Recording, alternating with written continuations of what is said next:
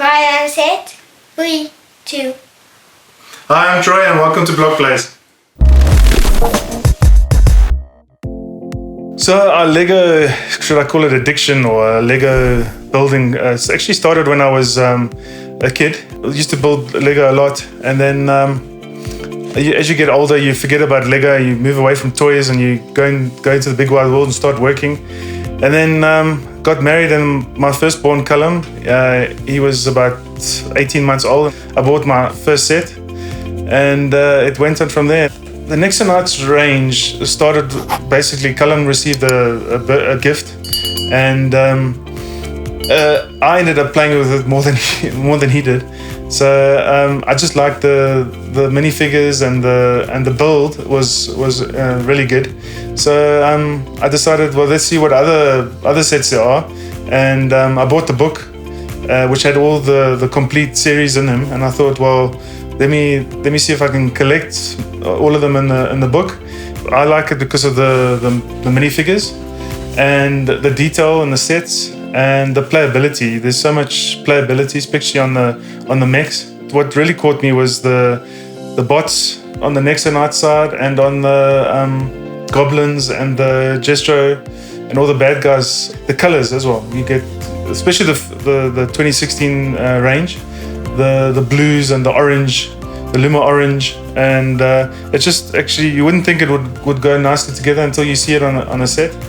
So the Nexo Knights is basically like a modern day castle theme, but they've taken it and mixed your castle theme with your computer. It comes with its own app that you got to collect the shields, and the shields help them to fight the monsters.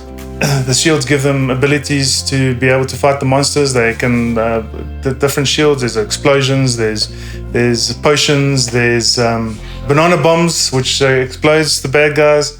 And they basically, what happened was Jestro, the Joker, was sick and tired of the king bossing him around. So he decided that he was going to leave the castle, and he stumbled upon a book that unleashes monsters. And the monsters come out of the book from a spell, he reads a spell, and the monsters come out, and the knights have to battle the monsters. And to be able to battle the monsters, they need to have their own powers, and that's how they use the shields. So when you get the app, you scan the shields, and it gives them the powers.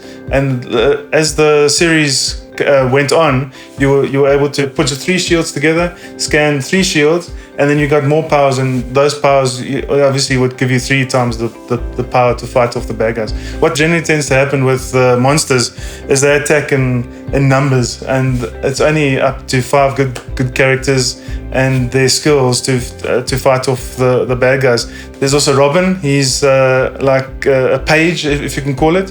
He likes to build things, and he likes to design his own weapons, and so he features quite a lot, and he features actually to a point where he becomes the Black Knight.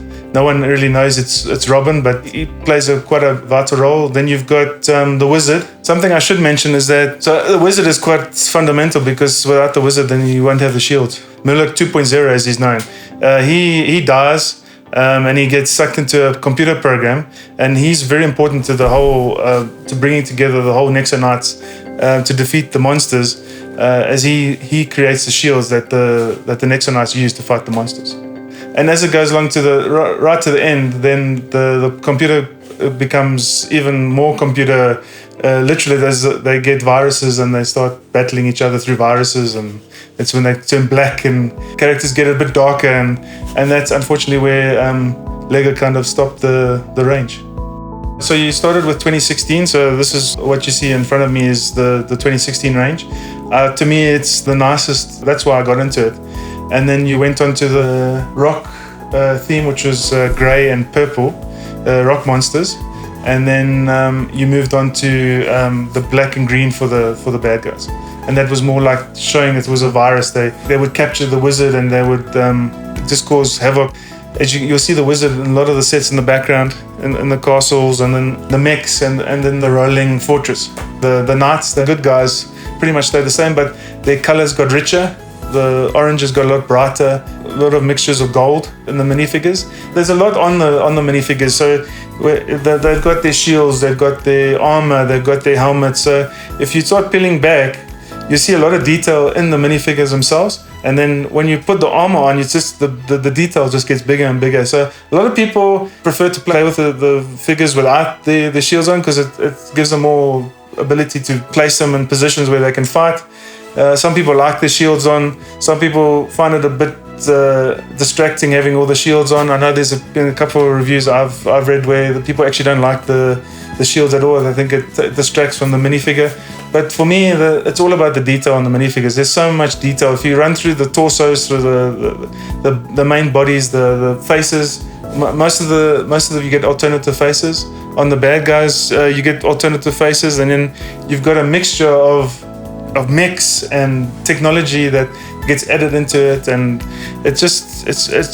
for me, it's a great set. It reminds me of being a kid again, and that's what I enjoy. Thank you for joining me and my Nexo Knights collection. Please remember to like, share, and subscribe.